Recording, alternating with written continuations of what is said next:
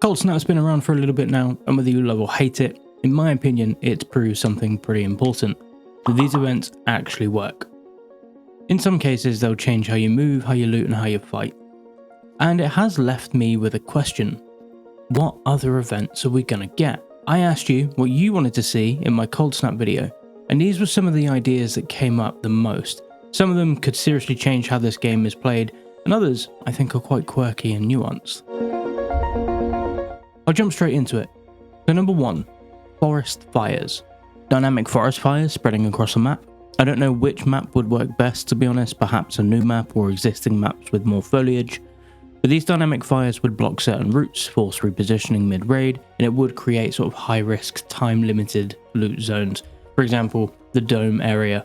Imagine the forest fire just completely wipes that entire area off the map. You need to get in and get out. That kind of tension I think would be pretty cool. Forest fires is a solid idea. Number 2, one that we kind of expect anyway, considering Cold Snap is the exact opposite, and that is heat waves. Instead of freezing, stamina drains faster just because you're so hot.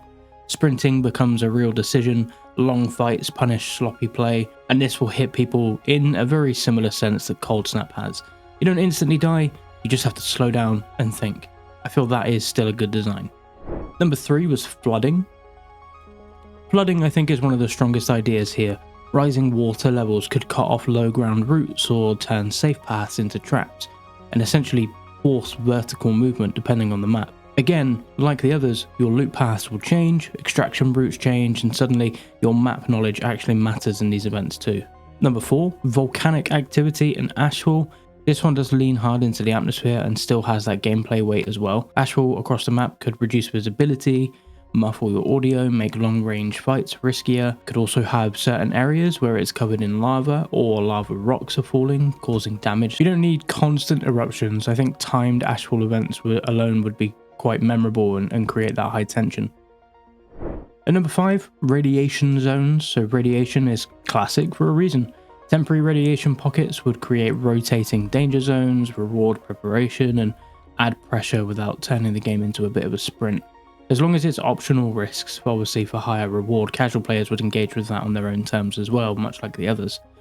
I feel all 5 of those are kind of the sweet spot. A couple of honourable mentions I think would be seasonal ones, so things like Halloween events, Valentine's events, Easter events, things like that. I think that would be pretty cool. They don't need to be complex, just different enough to bring people back. I really just wanted to drop the point that I believe Cold Snap worked because it didn't force engagement. You could avoid it, play around it, lean into it, and if Arc Raiders focuses on environmental pressure instead of constant combat, I think it can avoid the burnout loop that most extraction shooters fall into. So these are the ideas that you shared, and honestly, a lot of them fit in Arc Raiders better than just more weapons or more enemies ever could.